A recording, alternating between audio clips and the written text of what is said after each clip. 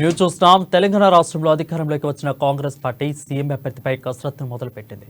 ఈ నేపథ్యంలో కాంగ్రెస్ శాసనసభాపక్ష సమావేశం నిర్వహించింది. హైదరాబాద్ నగరంలోని ఎల్లా హోటల్ వేదికగా ఈ సమావేశం కొనసాగుతుంది. తెలంగాణలో ముఖ్యమంత్రి ఎవరు అనే దానిపై కొత్త ఎమ్మెల్యేల నుంచి అభిప్రాయాలను సేకరిస్తున్నారు. కర్ణాటక ఉప ముఖ్యమంత్రి డీకే శివకుమార్, ఇతర ఏఐసీసీ కార్యదర్శుల ఆధ్వర్యంలో ఎమ్మెల్యేల అభిప్రాయాలు సేకరిస్తున్నారు. ఇటీవల ముఖ్యమంత్రి ప్రమాణ స్వీకారం చేసే అవకాశం ఉంది.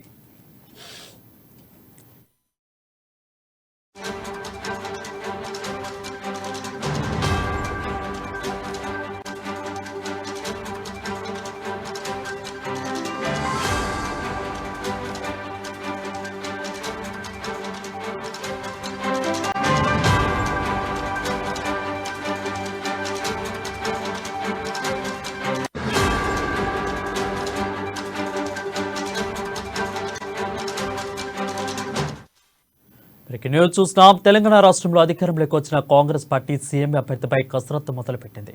ఈ నేపథ్యంలో కాంగ్రెస్ శాసనసభాపక్ష సమావేశం నిర్వహించింది. హైదరాబాద్ నగరంలో ఎల్లా హోటల్ వేదికగా ఈ సమావేశం కొనసాగుతుంది. తెలంగాణ ముఖ్యమంత్రి ఎవరు అనే దానిపై కొత్త ఎమ్మెల్యేల నుంచి అభిప్రాయాలను సేకరిస్తున్నారు.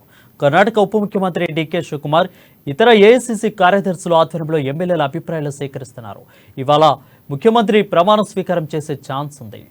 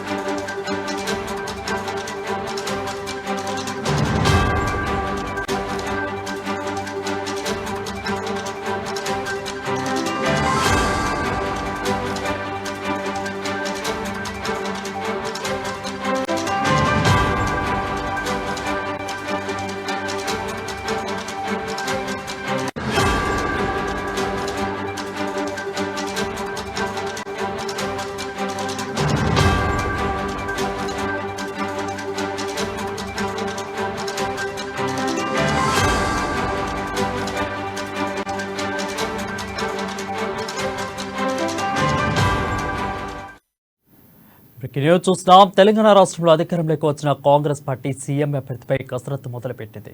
ఈ నేపథ్యంలో కాంగ్రెస్ శాసనసభాపక్ష సమావేశం నిర్వహించింది. హైదరాబాద్ నగరంలోని ఎల్లా హోటల్ వేదికగా ఈ సమావేశం కొనసాగుతుంది. తెలంగాణ ముఖ్యమంత్రి ఎవరు అనే దానిపై కొత్త ఎమ్మెల్యేల నుంచి అభిప్రాయాలను సేకరిస్తున్నారు. కర్ణాటక ఉప ముఖ్యమంత్రి డీకే శివకుమార్, ఇతర ఏఐసీసీ కార్యదర్శుల ఆధ్వర్యంలో ఎమ్మెల్యేల అభిప్రాయాలను సేకరిస్తున్నారు.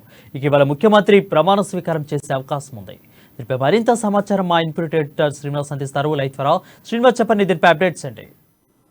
రైట్ వరుణ్, చూస్తున్నాం కదా, నిన్న ఏదైతే మ్యాజిక్ ఫిగర్ని దాటి 65 అభ్యర్థులను గెలుచుకున్న కాంగ్రెస్ పార్టీ ఇక ప్రమాణ స్వీకారం చేసే దిశలో అడుగులు వేస్తుంది. అయితే ఈ నేపథ్యంలోనే ముందుగా కాంగ్రెస్ పార్టీ సాంప్రదాయాల ప్రకారము సిఎల్పి సమావేశం జరుగుతుంది. సిఎల్పి సమావేశంలో సిఎల్పి అధ్యక్షుడిని ఎన్నుకుంటారు. ఆ తర్వాత ముఖ్యమంత్రిని ప్రమాణ స్వీకారం చేస్తారు. అయితే ప్రస్తుతం గచ్చిబౌలిలోని ఎల్లా హోటల్ వేదికగా సిఎల్పి సమావేశం కొనసాగుతుంది. నిన్న రాత్రి కూడా గెలిచిన అభ్యర్థులందరూ కూడా హైదరాబాద్కు చేరుకున్నారు. హైదరాబాద్ చేరుకుని ఎల్లా హోటల్లో సమావేశం కావడం జరిగింది. అదేవిధంగా నిన్న గవర్నర్కి ఏవైతే పిసిసి అధ్యక్షుడు రేవంత్ రెడ్డి, అదేవిధంగా గెలిచిన అభ్యర్థుల బృందం అంతా కూడా గవర్నర్ని కలిసింది. తమని మెజార్టీ వచ్చింది కాబట్టి ప్రభుత్వాన్ని ఆహ్వానించారుగా కోరడం జరిగింది. అయితే ఈ నేపథ్యంలో ఈరోజు ఉదయం కొద్దిసేపటి క్రితమే సిఎల్పి సమావేశం ఎల్లా హోటల్లో కొనసాగుతుంది.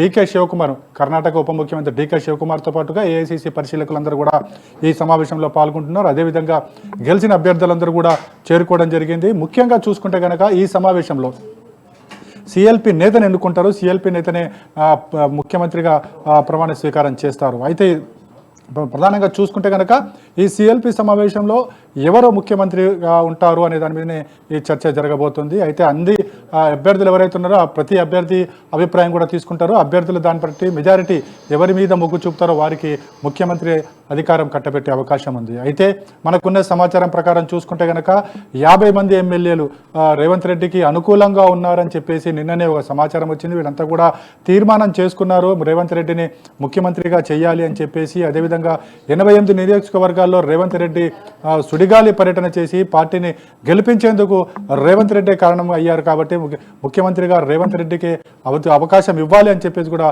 మెజారిటీ ఎమ్మెల్యేలు తమ అభిప్రాయాన్ని వెలిపుచ్చడం జరిగింది. అయితే ఈరోజు ఈరోజు జరగబోయే సమావేశంలో ఎవరు ముఖ్యమంత్రి అనేది కూడా తేలిపోతుంది. అయితే ప్రమాణ స్వీకారానికి సంబంధించి ఇంకా ఉత్కంఠ కొనసాగుతుంది. ఎందుకంటే ప్రమాణ స్వీకారం యాక్చువల్గా అయితే రేవంత్ రెడ్డి చెప్పిన దాని ప్రకారము 9వ తారీఖున ఎల్బీ స్టేడియంలో ప్రమాణ స్వీకార కార్యక్రమం అత్యంత ప్రజాదరణతో జనసందోహం వద్ద ప్రమాణ స్వీకారం ఉంటుంది అని చెప్పేసి గతంలో చెప్పడం జరిగింది. ఎందుకంటే డిసెంబర్ 9 అనేది కాంగ్రెస్ పార్టీకి సెంటిమెంట్గా, ఆ రోజు సోనియా గాంధీ పుట్టినరోజు ఉంటుంది కాబట్టి ఆ రోజు సెంటిమెంట్గా ఆ కార్యక్రమాన్ని నిర్వహించాలని చెప్పేసి కూడా రేవంత్ రెడ్డి భావించారు.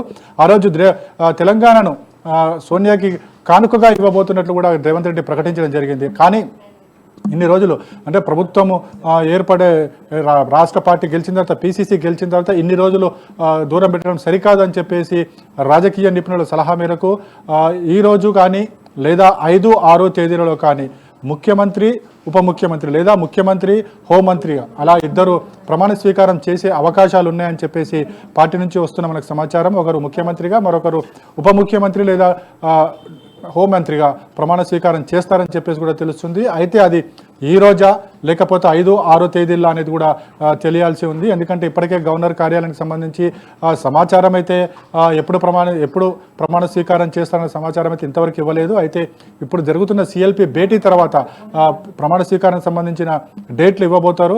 ఆ డేట్ నాడు కేవలం ఇద్దరు మాత్రమే ప్రమాణ స్వీకారం చేస్తారని చెప్పేసి కూడా తెలుస్తుంది. మిగతా మంత్రులు మంత్రిత్వాలు ఎవరైతే ఉన్నారో వాళ్ళందరూ కూడా 9వ తారీఖున ఎల్బీ స్టేడియం వేదికగా ఆ కార్యక్రమం ఉండబోతుంది. ఆ కార్యక్రమానికి సోనియా గాంధీని కూడా ఆహ్వానిస్తారని చెప్పేసి కూడా తెలుస్తుంది. ఇక ప్రమాణ స్వీకారానికి సంబంధించి చూసుకుంటే కనుక రాజ్భవన్ వేదికగానే ప్రమాణ స్వీకారం జరిగే అవకాశం ఉంది. అయితే సిఎల్పి భేటీ అనంతరం డేట్ ప్రకటించిన తర్వాత ఇక రాజ్భవన్లో ఏర్పాట్లు కూడా చేసుకోవాల్సి ఉంటుంది. కాబట్టి జీఐడి ఇప్పటికే అదే రంగంలోకి దిగింది. ఏదైతే సిఎల్పి భేటీ తర్వాత సిఎల్పి ఇచ్చే ఇన్ఫర్మేషన్ బట్టి రాజ్భవన్లో ఏర్పాట్లు కూడా చేస్తారని చెప్పేసి కూడా తెలుస్తుంది. మొత్తానికి ఏదైతే దాదాపు 10 ఏళ్ల తర్వాత అధికారంలోకి కాంగ్రెస్ పార్టీ రావడం, ఎక్కువగా చూసుకున్నట్లయితే ఆధిపత్య పోరు అనేది ఎక్కువగా ఒకవేళ ఉన్నట్లయితే కర్ణాటక సీఎం అనుకున్నట్లుగా ఏఐసిసి కూడా ఇక్కడ కలుగు చేసుకొని కవల్డ్ సీఎం అనే అభ్యర్థిని ప్రకటించే అవకాశాలు ఏమన్నాయా, లేదంటే అందరుగానే ఒప్పుకున్నట్లయితే ఏకతాటిగా సీఎంని చేసే అవకాశాలు ఉన్నాయా? మామూలుగా అయితే కర్ణాటక విషయంలోకి వస్తే కనుక అక్కడ వేరే ఉంది పరిస్థితి. ఇక్కడ కూడా చూసుకుంటే కనుక మనకి ఇద్దరు అభ్యర్థుల పేర్లు అంటే రేవంత్ రెడ్డి పేరు, అదేవిధంగా బట్టి విక్రమార్క పేరు ప్రధానంగా వినిపిస్తున్నాయి. ఎందుకంటే ఈ ఇద్దరు మాత్రమే పార్టీని ముందుంచి నడిపించారని మాత్రం మనకి స్పష్టమవుతుంది. ఎందుకంటే రేవంత్ రెడ్డి మొత్తం పార్టీని తన భుజాల మీద వేసుకొని దాదాపు ఒక 3-4 నెలల క్రితం చూసుకుంటే కనుక పార్టీకి సంబంధించి చూసుకుంటే కేవలం 25 నుంచి 30 స్థానాలు మాత్రమే గెలిచే అవకాశం ఉందని అప్పుడు 3-4 నెలల క్రితం చెప్పిన ఏదో విశ్లేషకులు ఈ 4 నెలల కాలంలో పార్టీని మొత్తం తన భుజాన వేసుకుని ఎన్నికల సమయంలో 88 నియోజకవర్గాల్లో తిరిగి పార్టీని అధికారంలోకి తీసుకురావడం జరిగింది. కాబట్టి రేవంత్ రెడ్డి ఇక్కడ పాత్ర చాలా కీలకమైంది. అదేవిధంగా బట్టి విక్రమార్కకు సంబంధించి చూసుకుంటే కనుక బట్టి విక్రమార్క ముందు నుంచి కాంగ్రెస్లో కొనసాగుతూ వచ్చారు. అదేవిధంగా ఎమ్మెల్యేగా ఉంటూ వచ్చారు.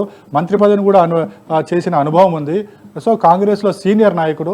సో ఈయన పైన కూడా ఎక్కువ మంది మొగ్గు చూపే అవకాశం ఉంది. కానీ ప్రస్తుతం ఉన్న పరిస్థితుల్లో కాంగ్రెస్ పార్టీని అధికారంలోకి తీసుకొచ్చిన కీలకమైన అంటే ప్రధాన పాత్ర పోషించింది రేవంత్ రెడ్డి అనేది కాంగ్రెస్ పార్టీలో చాలామంది గెలిచిన అభ్యర్థులు కావచ్చు, లేకుంటే పార్టీలో ఉన్న ఎవరైతే ఉన్నారో వాళ్ళంతా కూడా అదే చెబుతున్నారు. కానీ ఇక్కడున్న పరిస్థితుల నేపథ్యంలో ఐదర్ రేవంత్ రెడ్డా లేదా బట్టి విక్రమార్క అనేది చూడాలి. కానీ మెజారిటీగా చెప్తున్నది ఏంటంటే రేవంత్ రెడ్డే ఉంటారు, బట్టి విక్రమార్కని డిప్యూటీ సీఎంగా ఉంచుతారని చెప్పేసి తెలుస్తుంది. కానీ ఇవన్నీ కూడా తెలియాలంటే కనుక పార్టీ అభ్యర్థులు గెలిచిన అభ్యర్థులు ఏవైతే అభిప్రాయాలు తెలియజేస్తారో దాన్ని బట్టి తెలుస్తుంది. బహుశా మహా అంటే ఒక హాఫ్ అన్ అవర్ తర్వాత సిఎల్పి నాయకులు ఎవరు, అదేవిధంగా ఎప్పుడు ప్రమాణ స్వీకారం చేస్తారనేది ఒక క్లారిటీ వచ్చే అవకాశం ఉంది.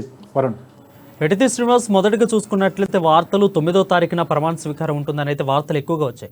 సో ఈ నేపథ్యంలో అంటే ఎమ్మెల్యేలే మళ్ళీ లాక్కునే ప్రయత్నం చేస్తారు పోయినసారిలాగా అనుకునే మాటతోని ఇప్పుడు అందుకే ఎమర్జెన్సీగా ప్రమాణ స్వీకారం సీఎంని ప్రకటించి ప్రమాణ స్వీకారం చేసే ఛాన్స్ ఉన్నట్లు కూడా వార్తలు వస్తున్నాయి. సో రెండింటిలో ఏ విధంగా చూడాలి రెండింటిని?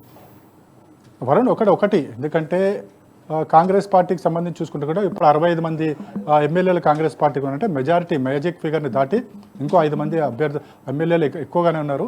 అయితే ప్రస్తుతం ఉన్న పరిస్థితుల్లో డిలే ప్రాసెస్ కరెక్ట్ కాదు అని చెప్పేసి ఒక పరిశీలకులు కావచ్చు, లేకుంటే ఏఐసిసి పరిశీలకులు కావచ్చు చెప్పడం జరిగింది. అయితే మరోవైపు చూసుకుంటే కనుక మాజీ ముఖ్యమంత్రి కేసీఆర్ రాజీనామా చేశారు. రాజీనామా చేసి తన పదవికి రాజీనామా చేశారు.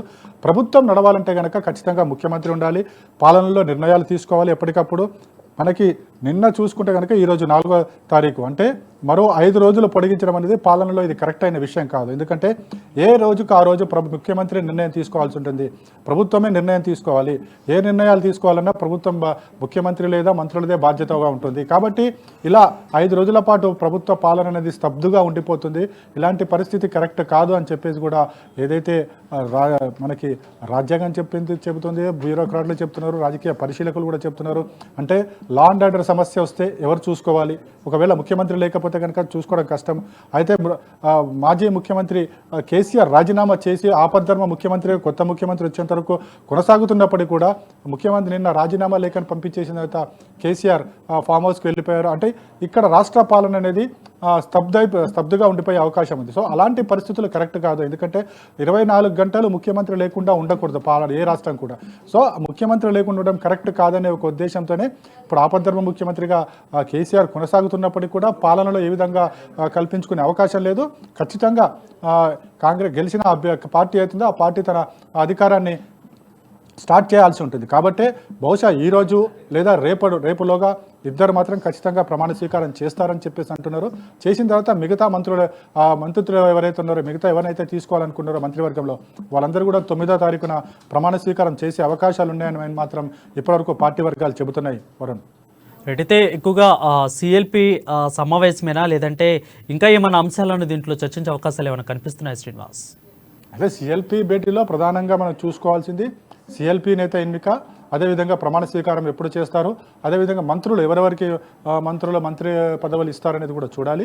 అయితే మంత్రి పదవులు అనే దాంట్లో ఇక్కడ చూసుకుంటే కనుక అదంతా కూడా ముఖ్యమంత్రి విచక్షణాధికారానికి సంబంధించినది అంశం. ఎందుకంటే ముఖ్యమంత్రి తన పాలనను సక్రమంగా చేసుకోవాలి అనుకుంటే కనుక తనకు కావాల్సిన వారిని మాత్రమే ముఖ్యమంత్రి తీసుకుంటారు. అయితే ఇక్కడ కాంగ్రెస్ పార్టీ ఏఐసిసి ఉంటుంది కాబట్టి ఏఐసిసి కూడా ఇందులో కల్పించుకునే అవకాశం ఉంది. ఎందుకంటే సీనియర్లకు కూడా ఇక్కడ అవకాశం ఇవ్వాలి, అదేవిధంగా పాలన మీద కాస్త పట్టున్న వాళ్ళు కూడా ఉండాలి. కాబట్టి ఇక్కడ ఏఐసిసి కూడా కొంతమందిని సూచిస్తుంది. అదేవిధంగా ముఖ్యమంత్రి అభ్యర్థి ఎవరైతే ఉంటారో, ముఖ్యమంత్రిగా ఎవరైతే ప్రమాణ స్వీకారం చేయబోతున్నారో వారికి సంబంధించిన వ్యక్తులు కూడా ఖచ్చితంగా పాలనలో ఉండే అవకాశం ఉంది. ఇవన్నీ కూడా తర్వాత ఈ సిఎల్పి సమావేశంలో చర్చకు వస్తే కానీ ప్రధానంగా ముందు ఈ 2 క్లారిటీ వస్తే కనుక నెక్స్ట్ ముఖ్యమంత్రి వాళ్ళు తీసుకునే నిర్ణయాలు బట్టి ఉంటుంది. Varun, Srinivas for the updates.